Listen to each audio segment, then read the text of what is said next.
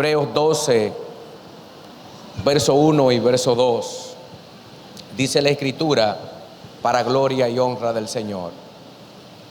Por tanto, nosotros también, teniendo en derredor nuestro tan grande nube de testigos, despojémonos de todo peso y del pecado que nos asedia, y corramos con paciencia la carrera que tenemos por delante. Dice el 2, puesto los ojos en Jesús, el autor y consumador de la fe, el cual por el gozo puesto delante de él sufrió la cruz y menospreció lo oprobio, y se sentó a la diestra del trono de Dios.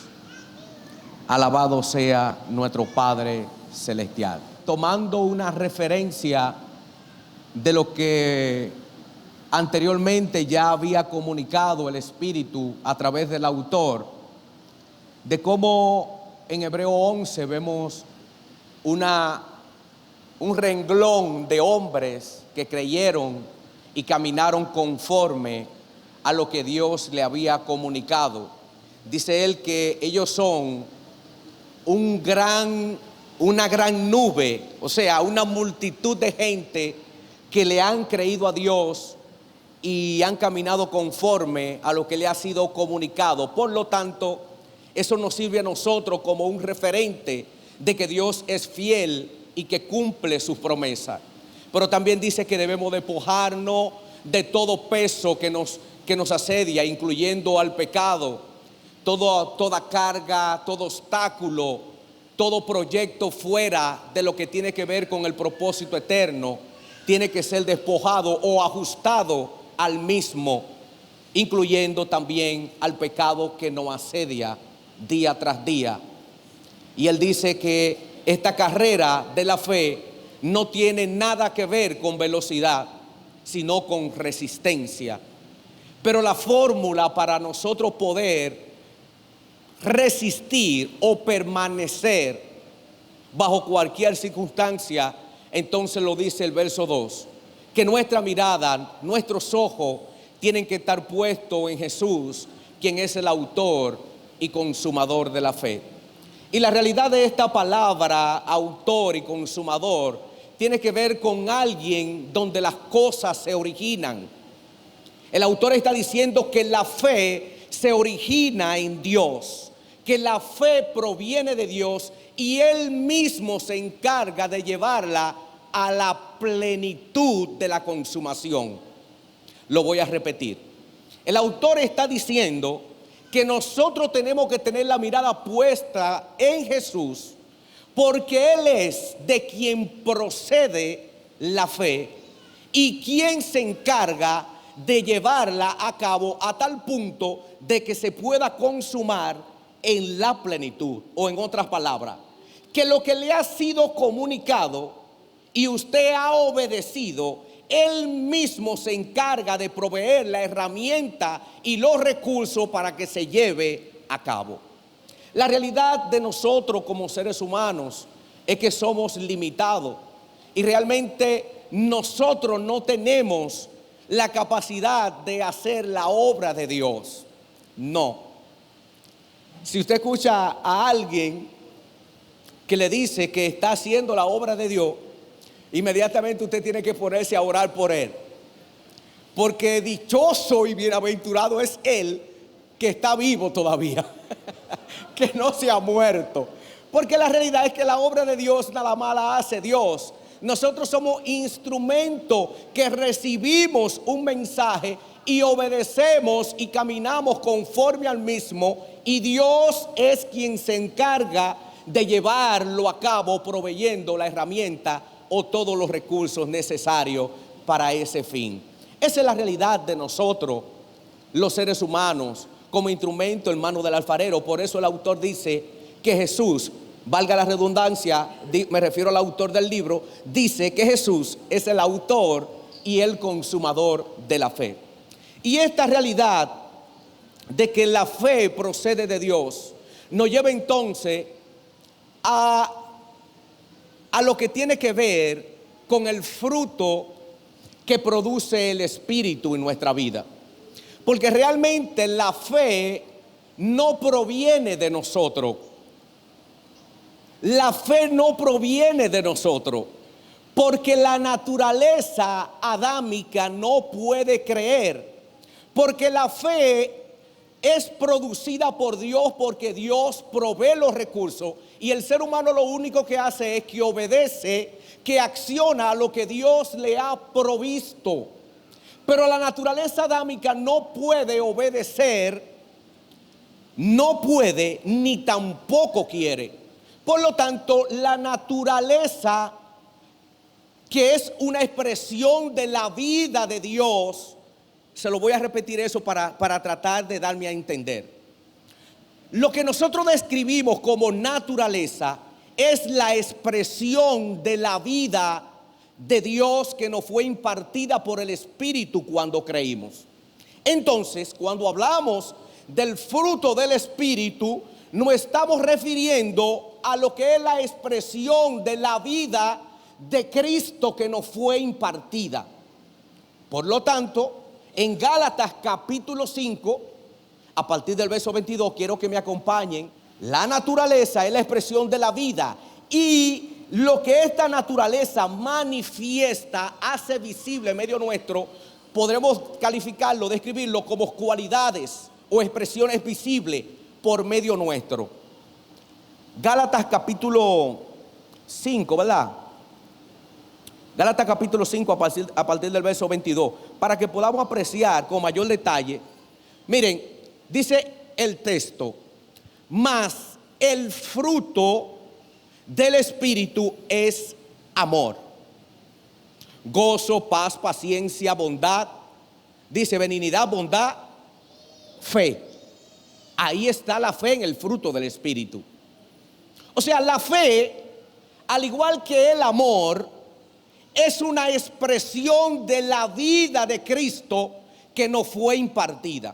Porque así como usted y yo no podemos amar, usted y yo no podemos amar.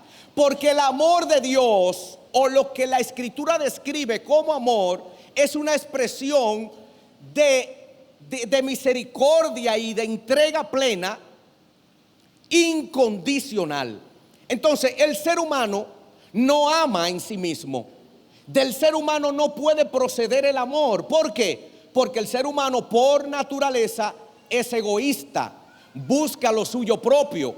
Pero también del ser humano no puede proceder el creer en Dios, porque su naturaleza lo incapacita y mucho menos quiere creer ni buscar a Dios.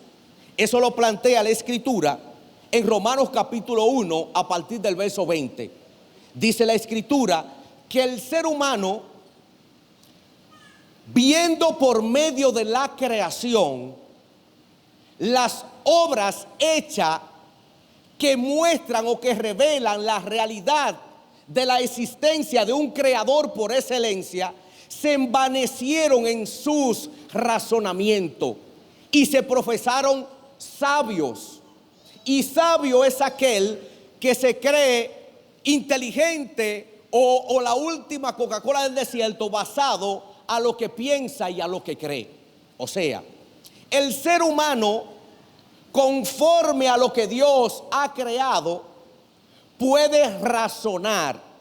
En otras palabras, o describiendo lo que tiene que ver con el razonamiento, le estoy haciendo un panorama para luego tratar de explicarle con mayor detalle lo que tiene que ver con la fe. Cuando hablamos de lo que es la razón humana, estamos hablando de la facultad del ser humano de pensar, reflexionar, para llegar a una conclusión o una forma de juicio de una determinada situación o cosa.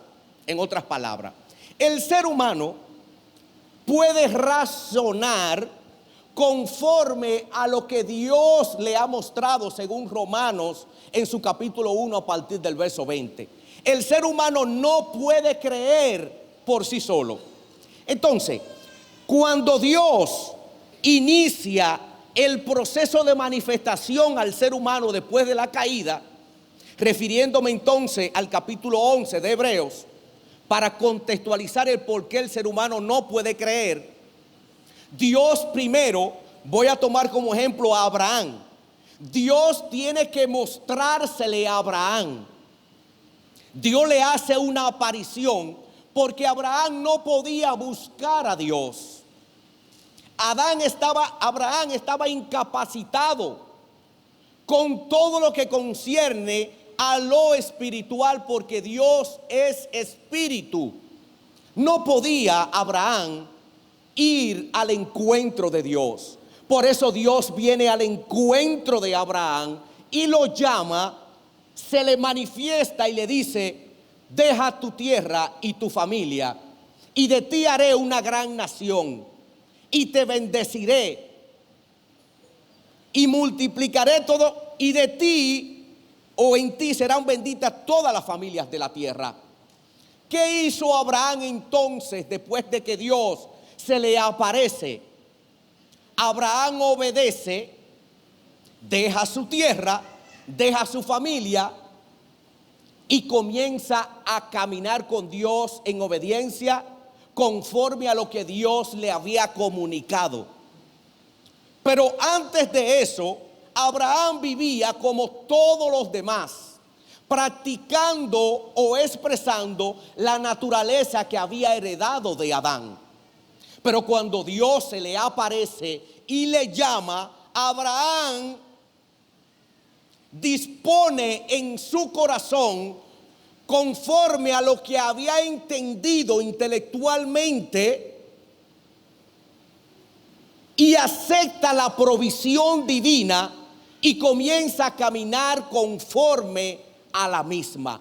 Abraham no se le ocurrió mentalmente que Dios le había llamado. No, Dios se le apareció y le habló. Porque el ser humano luego de la caída solo puede percibir el ambiente que le rodea con los sentidos. No tiene acceso a las cosas espirituales. No puede buscar las cosas espirituales ni tampoco entenderlas. Eso es lo que dice el capítulo 1 de Romanos. El ser humano no podía entender ni tenía acceso a las cosas espirituales. Y a partir de Abraham, los patriarcas, los profetas y todo cuanto Dios se le apareció y le llamó de una forma racional, podía percibir la revelación divina y conforme a la misma caminar. Eso hacía el ser humano antes de que Cristo le fuera impartido. Por eso nosotros encontramos en San Juan capítulo 7, verso 5, que dice el texto que ni aún los hermanos de Jesús creían en él. Los discípulos al inicio no podían creer en Cristo como usted y yo lo hacemos hoy en día, porque ellos tenían que ser informados por lo que podían ver basado al ambiente que les rodeaba. De ahí que Cristo comienza a manifestar milagros, señales y prodigios conforme a lo que los profetas habían dicho de la característica que debía de tener el Mesías. No sé si me estoy dando a entender o si me están siguiendo. Le estoy dando una jornada peligrosa, pero es muy necesario para tratar de afirmar con base escritural lo que el Espíritu quiere que nuestro espíritu reciba en esta noche concerniente a lo que es la fe y su procedencia. La fe como su origen en Dios y la misma como una expresión de la vida zoe que nos fue impartida como evidencia de la misma a través del Espíritu Santo en cada uno de nosotros. Así que, mis amados, los apóstoles en el principio no podían creer en Cristo. Por eso nosotros observamos que los apóstoles, aun cuando Jesús hizo el milagro de convertir los panes o de multiplicar los panes y los peces, ellos cuando se retiraron estaban en la misma condición en la que se encontraba el pueblo que le seguía, no por la señal o el milagro que Jesús había hecho, sino porque Jesús había multiplicado los panes y había saciado una necesidad física que ellos tenían. Y Jesús le dice a los discípulos: pero aún vosotros estáis sin entendimiento, aún vosotros no entienden lo que yo les quiero dejar dicho cuando se cuiden de la levadura de los fariseos. O ustedes andan igual que el pueblo, que andan detrás de mí por el asunto de los panes y los peces. Todavía ustedes no han entendido estas realidades. A tal punto que cuando el Señor le pregunta a los discípulos: ¿y ustedes quiénes dicen que soy yo? Profeta, fulano. Y le dice Pedro: tú eres el Hijo del Dios viviente. Escúchenme con mucha atención y con mucho cuidado. El Señor le dice: eso te lo reveló mi Padre, porque eso no puede ser producido ni entendido por ti.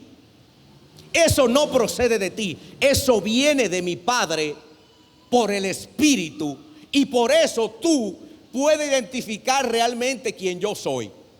Pero más abajo el Señor comienza a hablar de la muerte, que tenía que morir y que tenía que resucitar al tercer día. Pero como los discípulos todavía no entendían, no podían razonar, escúcheme bien, no podían razonar y aprobar la intervención divina, Pedro le dice al Señor: ay, Señor, ¿cómo tú vas a padecer tal cosa? Pedro, que había entendido que Jesús era el Hijo de Dios, ahora en un segundo ya no entiende que Cristo iba a morir, pero que según estaba escrito por los profetas, también iba a resucitar al tercer día, y que el Cristo tenía que padecer todas estas cosas. Pedro no entendía eso, porque su razonamiento estaba limitado a lo que podía ver. Por lo tanto, Pedro no podía creer, ni los discípulos, en su plenitud. Por eso nosotros vemos en el transcurrir de lo que plantean los que escriben los evangelios, que ellos se estaban matando por el primer lugar cuando Jesús viniera en su reino, que Pedro lo negó, que Judas, sígame con cuidado aquí, que Judas comió con los 12, miró, apreció las señales, milagros y prodigios que Jesús hizo como los otros 11, y no pudo entender. A tal punto que después de eso lo vende también para completar la jornada. Cuando nosotros miramos el panorama de lo que tiene que ver la iglesia o los discípulos antes de la impartición del Espíritu, nos damos cuenta que le es imposible creer en las realidades espirituales, porque el ser humano estaba limitado a la información que le rodeaba del entorno en el que él habitaba. No podía trascender a las cosas espirituales porque estaba limitado. Por eso Jesús le dijo que era necesario que él se fuera para él entonces enviar el Consolador, refiriéndose al Espíritu Santo que ahora mora en nosotros. Pero ¿qué acontece cuando llega el Consolador? Dice el Señor: porque Él tomará de lo mío y os lo hará saber. Porque Él le enseñará todo lo que concierne al reino y a lo que yo le estoy comunicando y modelando, que ahora ustedes no pueden entender. Por lo tanto, mis amados, cuando Cristo hace presencia en el tiempo, comienza a realizar un sinnúmero de señales para que el pueblo pudiera creer o entender de una forma racional que Él era el Mesías prometido. Según los evangelios, encontramos aproximadamente 300 y pico, según los estudiosos, aproximadamente 400 profecías que se cumplieron en Jesucristo. Y yo quiero que usted me siga con cuidado, por favor. Porque nosotros, cuando hablamos de la fe, tenemos un concepto de que la fe es algo racional o intelectual que produce el ser humano. Pero la realidad de la fe es que no tiene que ver con un producto imaginario que usted y yo tenemos basado a lo que nos rodea. Por eso dice el texto que por fe andamos, no por vista. Porque que las circunstancias que nos rodean no es nuestra realidad. Porque aunque usted y yo estamos sentados naturalmente en lo espiritual, usted y yo estamos sentados a la diestra del trono de la majestad en las alturas. Esa es la realidad de lo que tiene que ver la fe como una sustancia. Pero el ser humano natural no puede entender eso. Usted y yo, naturalmente hablando, nadie nos va a sacar de que estamos sentados en Congregación Cristiana de Cienfuegos. Y naturalmente es cierto.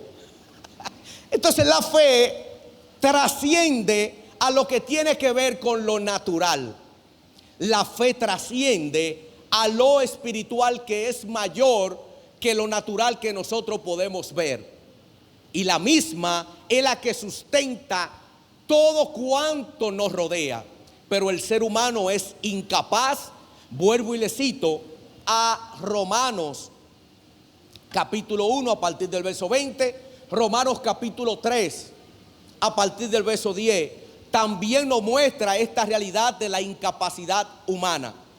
Volviendo entonces al texto de Gálatas 5 a partir del verso 22, donde habla de que la fe es un fruto del Espíritu. Pero la realidad, mis amados, escrituralmente hablando, es que usted y yo tenemos que ser expuestos a todas estas verdades para ser transformados por el Espíritu.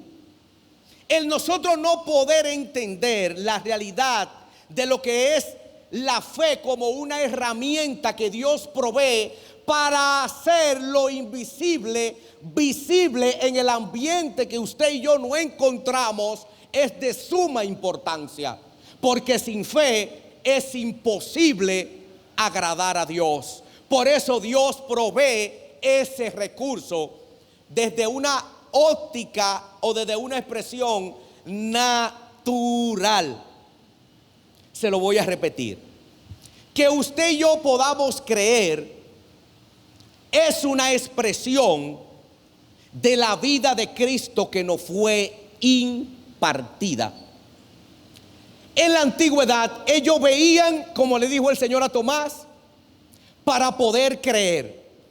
Pero ahora usted y yo, cuando vamos a la nube de testigos, el Espíritu que utilizó instrumentos para inspirar y escribir todos estos relatos, cuando usted y yo vamos a las Escrituras y nos muestran que Jesús, conforme a Isaías, dice 700 años antes de su nacimiento, que nacería de una virgen, que el lugar de su nacimiento era Belén, que iba a ir a Egipto y de Egipto el Señor lo iba a enviar a Nazaret y allá se iba a criar porque tenía que llamarse Nazareno. Nos damos cuenta que lo que usted y yo creemos no es algo que nos lo hemos inventado o que nos lo hemos imaginado.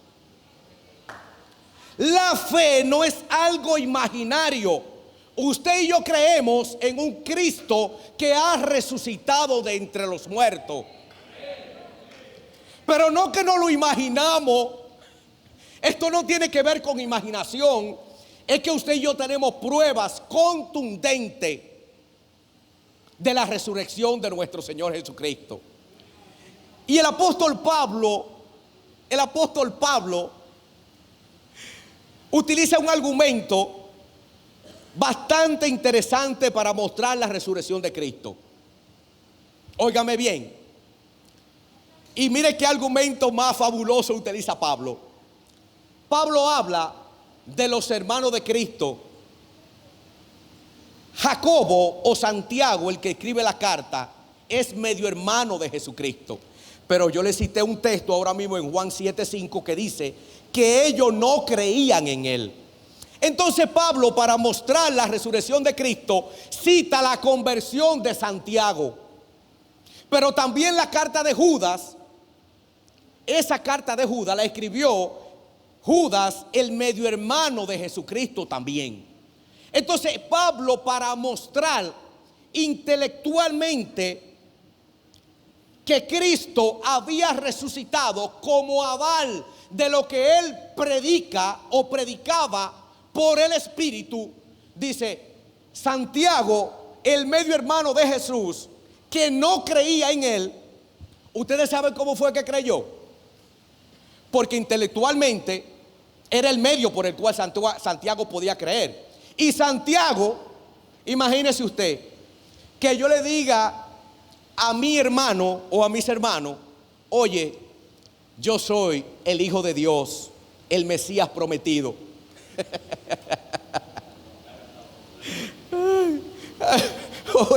Oye que checha. Ahora sí, óigame bien, para los hermanos de Jesús, Jesús estaba loco. Porque para ellos, este hombre, que ellos lo vieron crecer, que saben quién es su papá y quién es su mamá, porque son los de ellos también, ahora dice que él es el Mesías, el Hijo de Dios. Santiago no podía asimilar esto intelectualmente hablando. Pero cuando Cristo, después de la resurrección, se le aparece, recurso. Dios provee un recurso. Santiago lo ve intelectualmente, puede comenzar a formular un juicio. Pero es verdad que resucitó. Pero es cierto que resucitó. El Espíritu entonces trae convicción a la vida de Santiago, y él mismo es confrontado, provocando en él un arrepentimiento genuino y depositando la fe en Cristo como el medio de entrar en el ámbito de la gracia y ser transformado, o en otras palabras, ser trasladado del reino de la oscuridad al reino de luz del Hijo amado, y poder ver a Cristo tal y como es. Mire qué aval toma el apóstol Pablo para mostrar un argumento de lo que él cree. El apóstol Pedro dice que tenemos que estar preparados para que todo aquel que demande una explicación de lo que usted y yo hemos creído, se la demos. Entonces, si alguien me pregunta: ¿qué es lo que tú crees? Bueno, yo creo que Cristo murió por el perdón de mis pecados, y que resucitó al tercer día y está sentado a la diestra del trono de Dios en las alturas. Y viene él y le dice: y si yo te digo que yo soy Donald Trump, ¿qué le va a decir usted? ¿Cómo Donald Trump? Pues ¿cómo que Cristo perdonó, murió en la cruz, y que tus pecados te son perdonados, y que ahora Él resucitó? ¿Y cómo así? No, porque esto es por fe. Esto es por fe. Eso fue lo que los apóstoles predicaron. Eso fue lo que los apóstoles enseñaron. Todo cuanto está escrito, incluyendo los evangelios, están para mostrar la veracidad de Cristo como Mesías y Rey Redentor de toda la humanidad.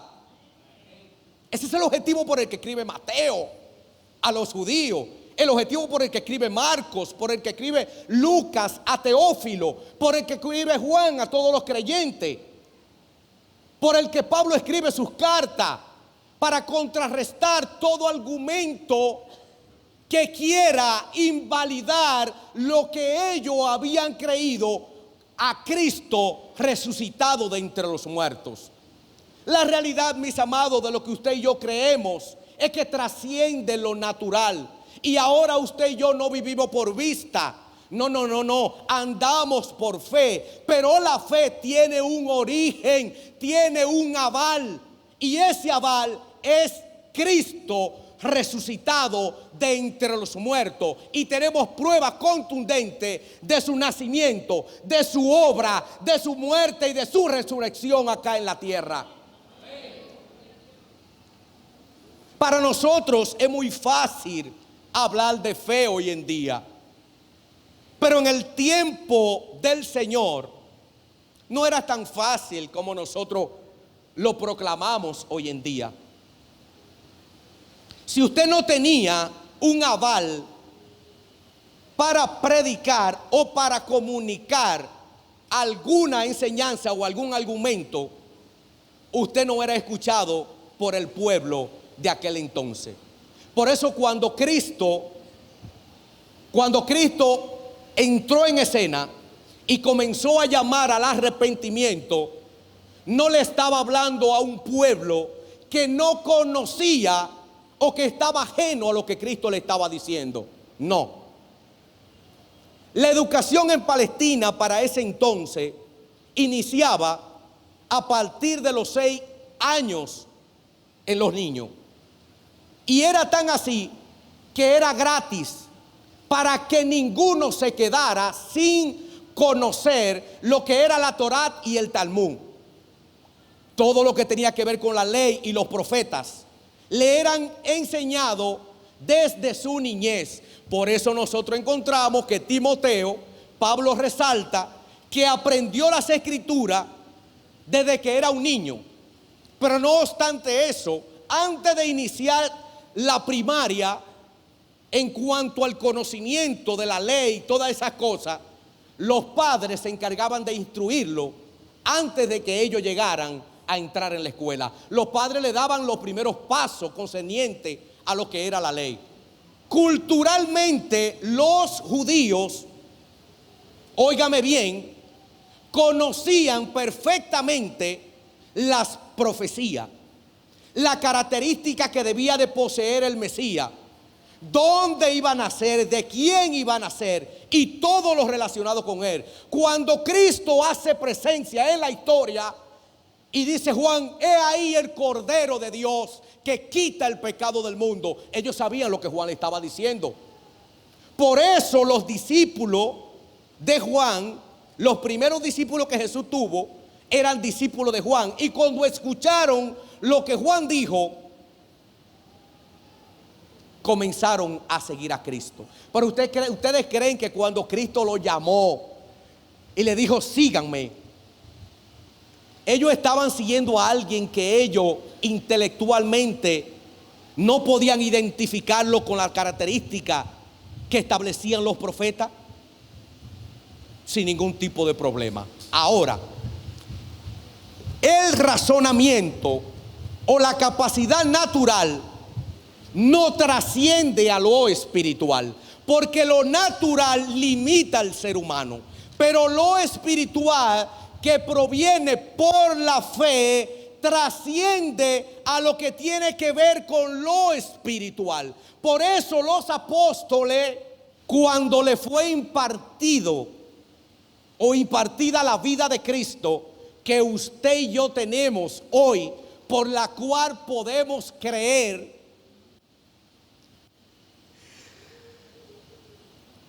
ellos se sentían bienaventurados por padecer por la causa de Cristo.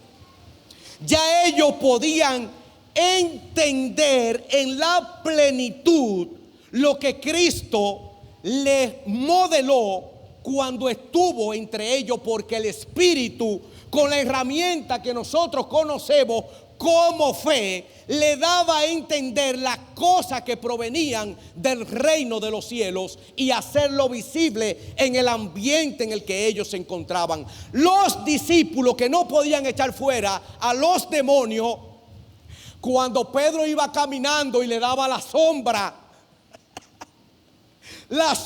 de Pedro sanaba a los enfermos. Los discípulos comenzaron a resucitar los muertos. Los discípulos comenzaron a trastornar el mundo.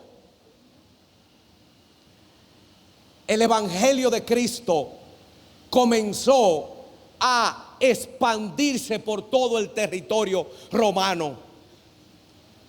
Porque la fe, luego de la impartición del Espíritu, como un fruto del mismo, era hecha visible por donde quiera que ellos caminaban, porque el reino de los cielos se expresaba en toda dimensión a través de quienes les representaban como embajadores en nombre del Rey que ellos anunciaban.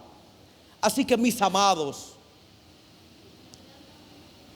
a modo de resumen, usted y yo no creemos en algo imaginario que nos lo hemos inventado. Usted y yo no creemos en algo que no tiene un aval que lo sustente. Yo puedo decirle a ustedes, mañana va a llover y quizá llueva. Pero cumplir aproximadamente 300 y pico de profecías al pie de la letra que se redactaron 4,000 años antes de que Cristo entrara en el tiempo. Eso no hay argumento que lo pueda contrarrestar. Por eso los apóstoles, cuando predicaban, citaban las profecías. Yo sé que todos nosotros sabemos de lo que le estoy hablando, porque leemos las Escrituras. Los apóstoles, cada vez que iban a hablar de Cristo, citaban a los profetas y a los salmos y la ley de Moisés, porque allí estaba escrito miles de años todo lo concerniente a lo que ellos predicaban y a lo que usted y yo hoy se nos ha asignado para predicar. Pero hay una sola diferencia: es que este ingrediente que nosotros conocemos como fe, provisto por el Espíritu, debe de desarrollarse. Y dice el autor que para que ese fruto o esa herramienta se desarrolle, nuestra mirada bajo cualquier circunstancia debe de estar en el autor y en el consumador. Tiene que estar en quien se origina la fe y quien se encarga de llevarla a la plenitud para que la misión de la expansión del reino que se le encomendó a usted y a mí sea anunciada a todas las naciones. Mis amados, la realidad de la iglesia como embajadores de Cristo es que tiene un gran privilegio, pero también tiene una gran responsabilidad. Y dice el autor que sin fe es imposible agradar a Dios, porque la fe es la herramienta que ha provisto el Espíritu para hacer visible el reino de nuestro Padre Celestial en el ambiente en el que usted y yo nos encontramos.